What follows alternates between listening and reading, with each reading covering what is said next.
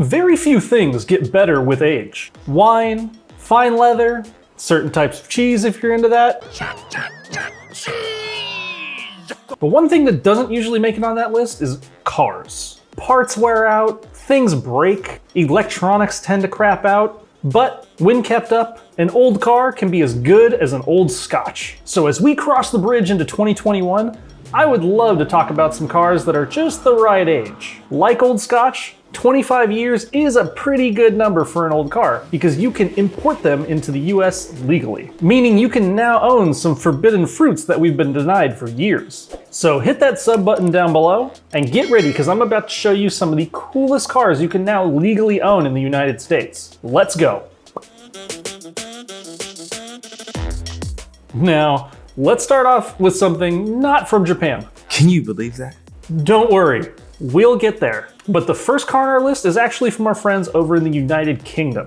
You heard it here first, folks. Let me introduce you to the Lotus Elise Series 1, the first in a long line of awesome sports cars from this little British motoring company. I say little figuratively because Lotus actually has one of the most extensive racing histories of any automotive brand, and it definitely shows in the Elise. When it was first produced in 1996, the Lotus Elise is everything that Lotus stood for. Sure, it only came with 118 horsepower, but coming in at only 1,600 pounds, 118 horsepower was plenty enough power to push this through a turn. And the only thing cuter than that little engine is the exterior. It's got a big smiley face grille, it's got those cute little door mirrors. It's like a little puppy on four wheels. And not only that, the Elise is actually a roadster, so you can enjoy all your British motoring with the top down. The Lotus Elise Series 1 was actually one of Lotus's best-selling cars ever. Over 10,000 units were sold in its 4-year lifespan. I know 10,000 doesn't sound like a lot, but coming out of Lotus, that's a lot of cars. And now the important part. What can you expect to pay for a Lotus Elise Series 1 now that they're importable? So far, estimates are between 20 and 30 grand based on the condition of the car. But keep in mind, you're also gonna have to pay to get the thing over here. And at that price point, well, it becomes a decision, do you want something historic? Or you can get a modern US spec Elise for about the same price today without having to deal with all the importing. But it won't be as unique. Either way, the Lotus Elise Series 1 is an exceptional sports car and would make one hell of a fun daily driver. It's got a well-balanced chassis and enough power to make your life a little more fun next year. So it's definitely something to consider to give yourself as a late Christmas present. Okay, sure, the Elise Series 1 is a great little fun daily driver track day car. But what if you have a family? That's where you might want to listen up on this next car. We all love sports cars, but everyone knows a real car guy's weakness comes in the form of a station wagon.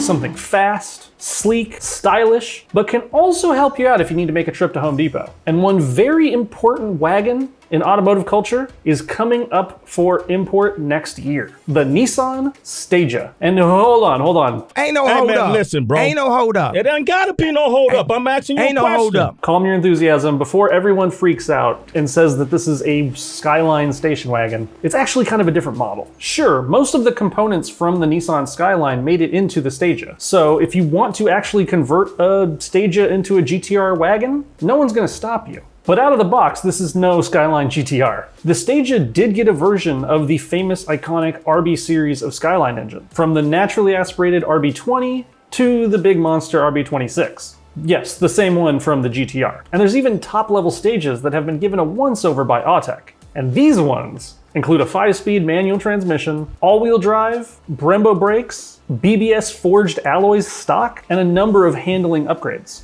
The interior also got a GT-R treatment as well. If you're a GT-R enthusiast, this would be the STAGEA to be looking out for. And also if you're a GT-R enthusiast, get a shirt. It's a lot cheaper than a STAGEA. But pretty much no matter which STAGEA you go for, you're getting a JDM icon. And because there's so many different model ranges for the STAGEA, the prices vary wildly on these already. And this is before we factor in importing. To get a sense of what these may cost once they've landed here in American shores, we were able to find this 1998 model in Canada for around 22,000 bucks. Expect prices to go up or down, but I would assume up because it'll be the first year you can get them here in the States. But at that price point, you're actually getting a lot of car for 22,000 bucks. Now, if you're not looking for practical and maybe something a little more dangerous and totally unreliable, let's head back to the United Kingdom for our next car. A car from one of the wackiest and most well-known British sports car manufacturers, TVR. TVR is known for a lot of things. Cars that try to kill you,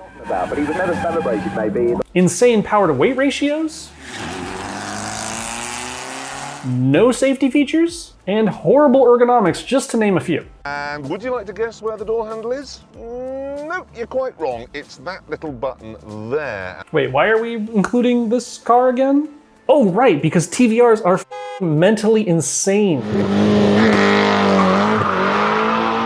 And that makes them awesome. The TVR CERBERA is particularly interesting because it's the first TVR to actually be powered by a TVR engine. And the engine options in the CERBERA are badass, as expected, with the base model being a 4.2 liter flat plane crank V8 packing 360 horsepower. And if that isn't enough horsepower for your 2,400 pound rear wheel drive sports car, there is a 4.5 liter V8 option that makes upwards of 440 horsepower. Like we said, TVR makes absolutely insane cars, and the CERBERA is no exception. Now, sadly, only about 1,600 of these were built between 1996 and 2004. And with the 25-year rule, you can only import the ones from 1996 right now. So examples are gonna be pretty tough to find for you. I was able to find CERBERAs for sale between 15 and like 30,000 bucks in the UK. Now, just make sure you also take out a life insurance policy on yourself once you put a down payment on one of these, because you are likely to end up dead within the first 6 months of owning it. Now, while we're on the subject of the EU, let's take a look at another import, but one from a French variety. And while the STAGEA was a lot of car for a little money, this is definitely a little car for a lot of money. Renault has long been responsible for some of the most unique automobiles ever to come out of Europe. They also have a long history in motorsport and making decent road cars. Unfortunately, they've stayed off of American shores for most of their history. But thanks to that 25-year rule, we now have the opportunity to import one of the more unique Renaults ever made. The Renault Sport Spyder is a bug-eyed, roofless racer for the road that optimizes bare bones driving. With a chassis made out of aluminum and a body made out of a plastic composite, means that the Renault Sport Spyder only carried around 2,050 pounds through the French countryside when it was made. Not quite as light as the Elise, but it's also got a little more grunt. Power comes from a 2-liter from Clio Williams that pumps out about 148 horsepower, all mated to a 5-speed manual and pumped to the rear wheels like any proper car should be. With that lack of weight and modest horsepower, this means that the Renault Sport Spyder can reach 0 to 60 in less than 6 seconds. Which is fast, but since it's missing a windshield, it'll feel really fast to you. But luckily, there are some models out there with actual windshields on them. I would opt for those if you could. Bugs in your teeth are not a great source of protein. You serious? The Renault Sport Spyder was made from 1996 to 1999, and only 1,800 examples were ever made. Pretty much all of them stayed in Europe, but a few did make their way over to Canada. So whether you get it from overseas or over the border, you're gonna get a serious corner-carving sports car with a bit of a French attitude, starting next year. Now, like I said, this is a little car for a lot of money. Examples of this Renault Sport Spyder are going for 40 grand or more. And again, import fees, but at least it looks crazy driving down the street. All right, let's get back to what we all are actually here for, Japanese cars. That's all you had to say.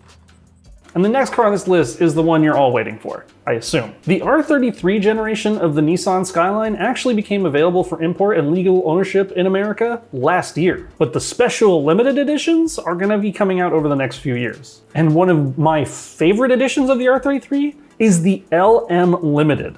Only available in Japan until now. The GT-R LM Limited is a special edition R33 that has ties to Nissan's Le Mans history. Now, Nissan isn't super famous for their efforts at Le Mans, but that didn't stop them from making a special edition with the LM Limited. This edition of the GT-R came only in one color, championship blue, with a few little extra decals thrown in. It also featured carbon fiber spoiler blades, upgraded cooling ducts, and a hood lip.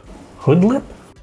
What? And that's it. There's no crazy performance upgrades or anything special like that, but who cares? It looks gorgeous. Now the bad news is, it's a homologation special, so there's only 188 examples of this ever made, so pickings are gonna be pretty slim. But treasure hunters will be rewarded because this is a very special Nissan GT-R with a ton of heritage. Okay, I said bad news earlier, but the real bad news is the price of these. Get ready, because we're talking about a 1 of 188 special edition double cheeseburger sports car. Yeah, this edition of the Nissan Skyline costs over 6 figures before you even take into consideration import fees. Yeah, that's a ton of money, especially for the R33. But did we mention that it's special? Shut up and take my money. All right. For you broke bastards like me, let's have a little palate cleanser, shall we? How about another JDM racing icon that we have gone far too long without here in the States? For those that don't know, Ideal is based out of the Pacific Northwest, and it's fair to say we get a little bit of snow. So we are ecstatic when a car comes with all-wheel drive standard. You know, like a Subaru, which makes lots of fun all-wheel drive cars, like, you know, the Impreza, the STI, WRX. Now, one brand that used to make cars like that was Mitsubishi. And that's why we'd like to talk about the Mitsubishi Lancer Evolution 4. You know, the rally legend from the 90s that wasn't a Subaru, which on a personal level was one of my favorite cars in Gran Turismo when I was a kid, and now I can actually own one in my driveway? Sign me up. Now, here's what we're working with. The 4th generation of the Evo got more power out of its 2-liter 4G63T engine thanks to an upgraded intercooler. It got a newly designed multi-link rear suspension and an enticing thing called active yaw control. Basically, the AYC was a way of distributing power to different corners of the car to enhance traction and cornering. In layman's terms, it makes you faster when the gravel gets loose. Okay. And of course, the 280 horsepower that engine made is delivered to all wheels at all times. And for those of us that like to shift our own gears, good news, 5-speed transmissions were standard. And in fact, the only way you could get them. The Evo 4 came in 2 trim levels, the RS or the GSR. The RS being the more race spec stripped down version, and the GSR coming with a little bit more creature comforts. Now the Evo 4 didn't debut in Japan until around August of 1996, so you're gonna have to wait a little while before you can legally drive them on the roads here. But with 9,000 examples made, it's one of the most prolific cars on this list, so getting a good example here in the States shouldn't be too hard. And you know what that means? It's cheaper. With good examples coming in around 15,000 bucks right now. So why own an old Subaru that everyone else has? Get yourself an Evo 4 next year and be unique on the rally scene. So that's it. After the horrible year that was 2020, these are the things you can look forward to in 2021. That is, if you have enough money to afford these cars, none of them were really all that cheap. Which car on this list are you most excited for? Or what car made in 1996 do you want to import next year? Let us know down below. And while you're down there, like the video, subscribe to Ideal, turn on the little bell so you know when we drop content, because it's coming at you pretty much every day. And as always, keep living the Ideal lifestyle.